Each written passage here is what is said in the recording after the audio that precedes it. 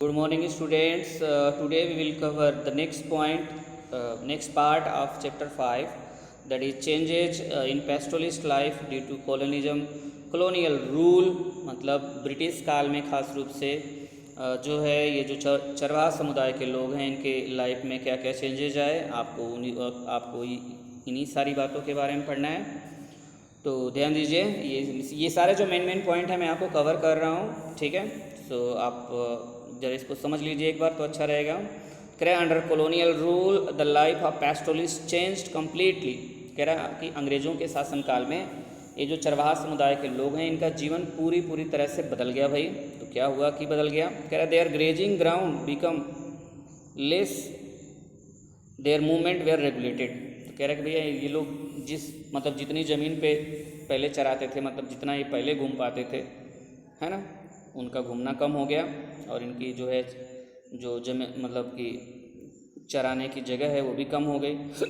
The revenue had to पे increased, और जो इनको पैसा भरना पड़ता था सरकार को वो भी बढ़ गया भाई, इनका टैक्स बढ़ गया, गवर्नमेंट इनके ऊपर टैक्स लगाती थी।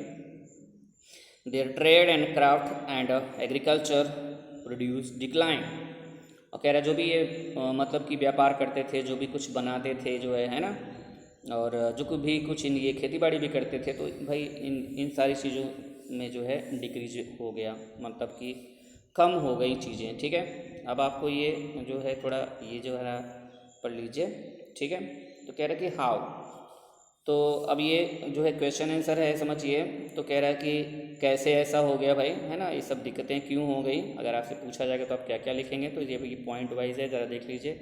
कह रहा है कि all grazing land become the cultivated form, है ना। कह रहा है अंग्रेज़ों के ज़माने में आने के बाद जो जनजाति लोगों को प्रॉब्लम हुई, सब उसका रीज़न क्या है। तो कह रहा है कि पहला रीज़न है भैया कि जो पहले जिन जगहों पे लोग जानवर चराते थे, अब जो है उसको खेती बाड़ी के काम के लिए यूज़ किया जाने लगा, है ना। पहला तो रीज़न ये हो गया। सेकेंड जो प्रॉब्लम है वो है कि फॉरेस्ट एक restricted movement of pastoralist into forest. कह रहे कि जंगलों में जो है मतलब जंगल का कानून बना दिया अंग्रेज़ों ने, और बोल दिया कि भाई चरवाहा लोग जो है जंगल में मतलब बहुत ज़्यादा आसानी से नहीं घूम पाएंगे। इसके दो और पॉइंट हैं। कह रहा है कि some customary right were granted to them and forest were marked as reserve and protected. कह रहा है कि कुछ मतलब कि जो जंगल थे छोटे मोटे, वहाँ पे जो है इन लोगों को चराने की इजाज़त थी, और जंगलों को भी इन लोगों ने अलग अलग मतलब कि जोन में बांट दिया। कुछ को रिजर्व फॉरेस्ट बोला, है ना, जिसमें लोग एकदम नहीं जा सकते, कुछ को जो है प्रोटेक्टेड फॉरेस्ट बोला, है ना, वहाँ पे भी नहीं जा सकते थे, ठीक है। नेक्स्ट जो रीज़न है मतलब कि बदलाव का इनकी ज़िंदगी में, वो बोल रहा है कि British official were suspicious of the pastoralist group.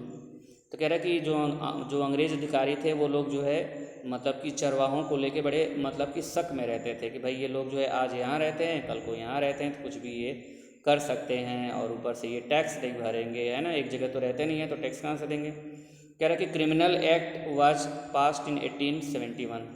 कह रहा है कि the criminal tribe act was passed in 1871। तो कह रहा है कि ये जो है एक कानून भी बनाया है अंग्रेज़ों ने, जिसका नाम क्रिमिनल ट्राइबल एक्ट है। ये आपराधिक जनजाति कानून के नाम से है, जो कि 1871 में पास हुआ था। तो इसकी वजह से भी जो है इन लोगों को इनका मूवमेंट रोका गया। फिर कह रहा है कि taxes were imposed on cattle which went up rapidly. कह रहा है कि जितने भी जानवर ये लोग रखे थे भाई, उन जब जानवर के ऊपर भी मतलब अंग्रेज़ों ने टैक्स लगाना शुरू कर दिया, ठीक है।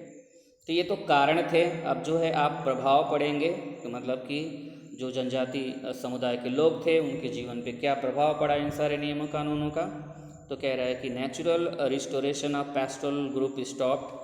तो कह रहा है कि ये जो लोग जिस प्रकार से इनका मतलब कि मतलब प्राकृतिक ढंग से जो विकास होता था, जो इनका मतलब सब कुछ रूल रेगुलेशन था, वो सब कुछ बंद हो गया। दूसरा कह रहा है क्वालिटी ऑफ पॉस्चर डिक्लाइन, तब बढ़िया चारागाह भी नहीं रहे भाई। जब सारी ज़मीन आप जो है ले ही लेंगे तो घास कहाँ से उगेगी। तो इंस्टेंसिव ग्रेजिंग होने लगी है भाई, मतलब सिंपल सी बात है, ज़मीन कम है, जानवर ज़्यादा हैं, तो घूमेंगे तो वहाँ पे जो है ना, जहाँ मतलब कि जो जो चारागाह वाली ज़मीन है वो भी ख़राब हो जाएगी। कह रहा है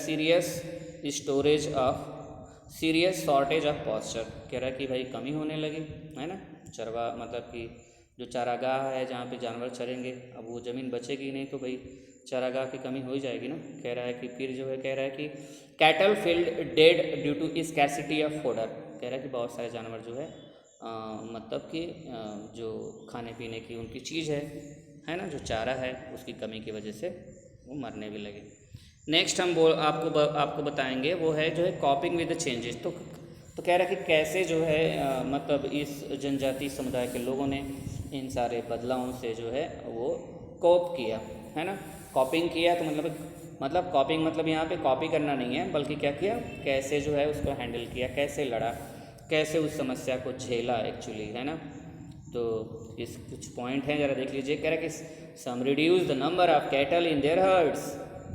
तो कह रहा है कि कुछ जो जनजाति समुदाय के लोग हैं, इन लोगों ने क्या किया भाई, तो अपने जानवरों की संख्या को इन्होंने घटा दिया, ठीक है। सम डिस्कवर्ड न्यू पॉस्चर, और कुछ ने जो है दूर दूर जाके नया चारागाह वाली जगह खोजा। कह रहा है some bought land and begin to lead a settle life. कह रहा है कि कुछ लोगों ने जो भाई ज़मीन ले लिया और फिर वहीं पे जो है वो एक जगह रह के अपना खेती बाड़ी करने लगे, ठीक है, ये घूमना छोड़ दिया। एंड कह रहा है कि some poor peasant borrowed money to survive in the cattle and sheep and become the labourer. और कुछ जो है जो गरीब जो है मतलब कि किसान लोग थे, वो लोग जो है दूसरे से कर्ज लिए, फिर जो है जानवर लिए, फिर मतलब मतलब कि बहुत सारे लोग तो लेबर भी बन गए, है ना। तो इनकी ज़िंदगी जो है बड़े दिक्कत में रही, ठीक है। अब हम लोग जो है ना